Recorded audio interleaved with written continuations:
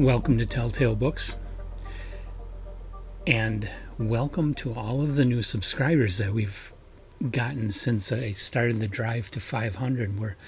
I believe we're currently at 512, unless it's gone up at all today. And I really appreciate that. And some of the new subscribers have been reaching out and really good. Really made some really nice comments, and one subscriber even sent me a very long email, which was really nice. It had a lot of good things to talk about. So I sent a long email back, and and that was really nice. That's really what this is all about, is that kind of conversation about books. And in that vein, I am going to talk about the next Stephen King story. Another one that a lot of you probably have never heard of. Kind of hard to find. It's a very early work. It's a juvenile work. It's not a professional work. It's not a professional sale. It's called The 43rd Dream. And on my list of Stephen King, it's number 11. And it was published in January 29th of 1966 in the Libsyn High School newspaper called The Drum. Okay, so this is a teenage work. It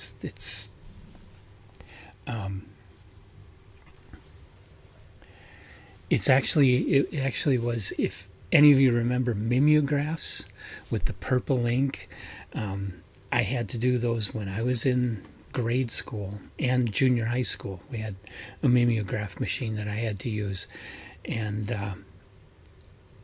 they were a little messy and they stank, but they were cheap.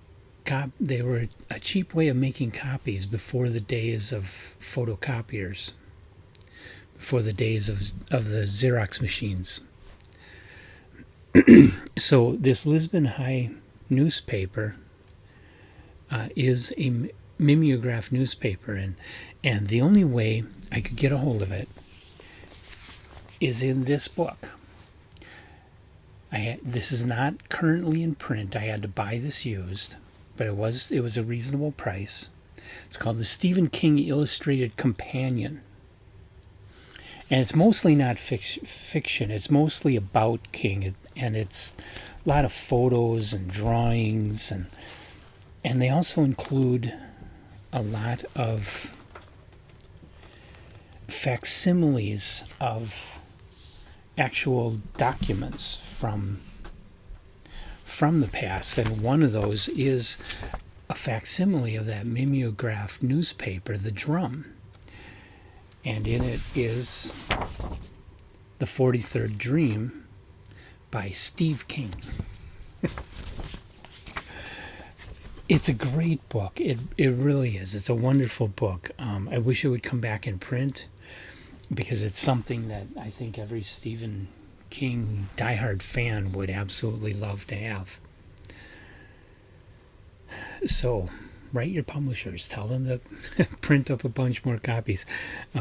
When did this go out of print? It's from Fall River Press and was published in 2009. And this is a first printing. I don't know if it's ever had a second printing or whatever. But it's an awesome book. I really recommend it. And it's the only place where I was able to find a copy of The 43rd Dream. And it's a simple yet complicated story. It's simple because it's just a description of a weird dream. And I don't think I should really get into more detail than that. It's very surreal to read, and that's what makes it cool.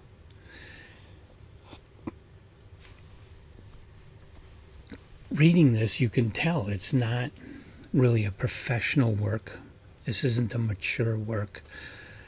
This is the work of a teenager. But it's the work of a teenager who has a lot of talent for writing, because it is an enjoyable read. It's a very short story, basically flash fiction, but it's well done for what it is, you know. So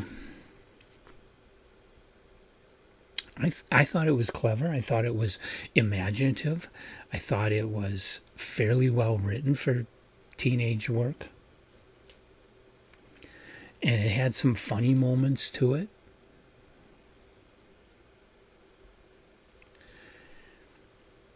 And so there's not a lot I can talk about here without just totally spoiling the whole thing or reading the whole thing, which I don't want to do because I'm sure it's copyrighted the crap out of it, and I would just get my butt sued off if I performed it in public.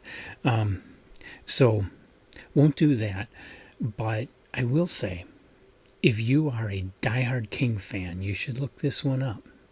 If you're just a casual King fan, or just like reading horror and you like some King, it's probably not worth your time to dig for this one. But if you are a true Stephen King fan, I think you should look this story up and read it. It's getting the rest of this book too. It's worth the cost, and worth it to read it for that and for all the other things in it.